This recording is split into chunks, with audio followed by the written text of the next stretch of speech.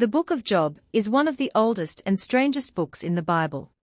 And its design is deliberately disorienting, because the question it's asking is one that refuses a tidy answer.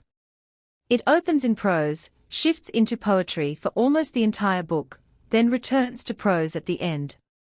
And that structure is a clue. This is not a story about how suffering works. It's a story about what you do when the explanation stops making sense. The book begins by introducing us to Job. He is blameless and upright. He fears God and turns away from evil. And he is extraordinarily blessed: family, wealth, health, reputation. The narrator wants us to be absolutely clear: Job has done nothing wrong. This is important. Hold on to it. Then the scene shifts. We are taken behind the curtain of heaven, into God's throne room. And a figure called the Accuser, in Hebrew, the Satan, which means the one who brings charges, presents himself before God. God points to Job as an example of genuine human faithfulness. And the accuser challenges it. He says Job only fears God because of what he gets out of it. Strip away the blessing, and see what's left. So God allows it. And what follows is catastrophic. Job loses his livestock, his servants, his children, all in a single day. Then his health collapses. He's covered in sores, sitting in the ash heap outside his city. His wife tells him to curse God and die. And Job refuses. He tears his robe, shaves his head, falls to the ground, and worships. The Lord gave, and the Lord has taken away.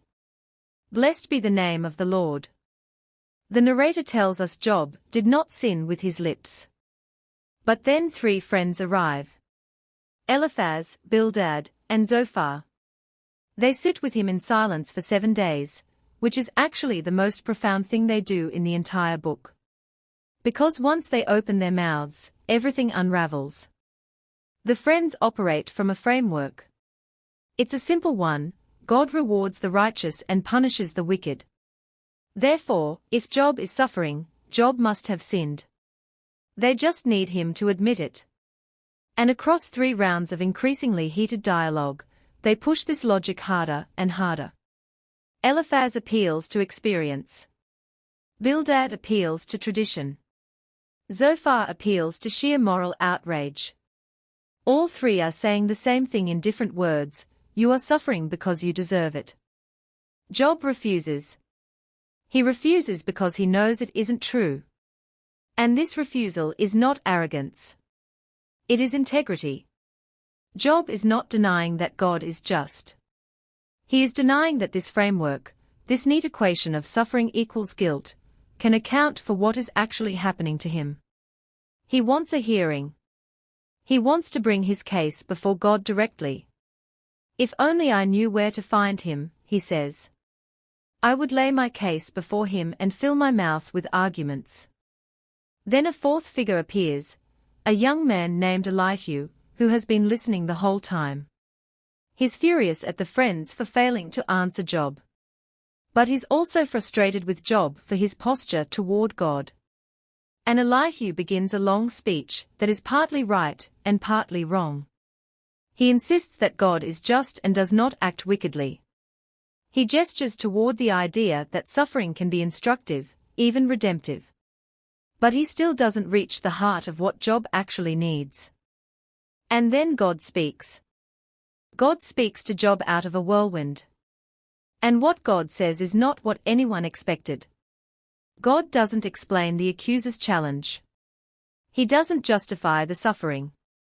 He doesn't hand Job a theological framework that makes everything coherent.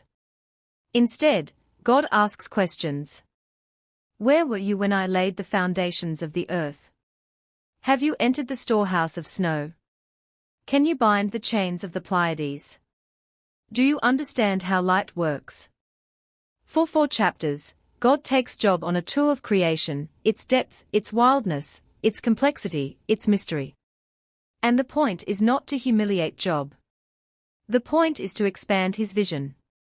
The world is vast and intricate, and layered beyond what any single human perspective can contain. And if that is true of creation, how much more is it true of the God who made it? And Job gets it.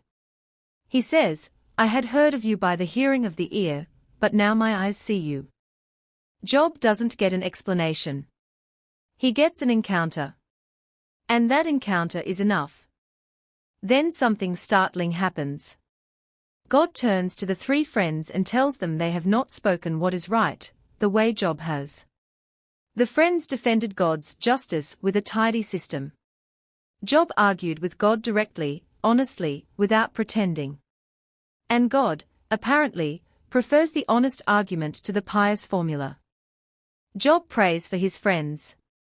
And then God restores everything, his health, his wealth, his family. He has more children. His latter days are greater than his former days.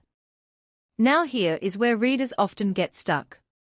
Because the restoration at the end can feel like it proves the friends were right all along, suffer faithfully, get rewarded. But the book won't let you read it that way. Job's restoration is not a payment for good behavior. It is an act of grace after an encounter with God. The suffering was never deserved. The restoration is never earned. Both are held together inside a story that refuses to resolve into a formula. The book of Job is making a claim that cuts deep.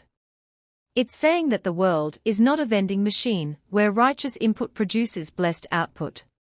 It's saying that sometimes blameless people suffer enormously, without explanation, and that demanding an explanation can itself become a kind of idolatry, turning God into a system you can audit.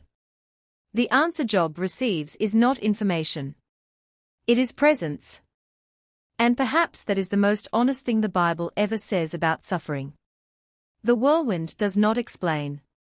It shows up. And somehow, that is enough.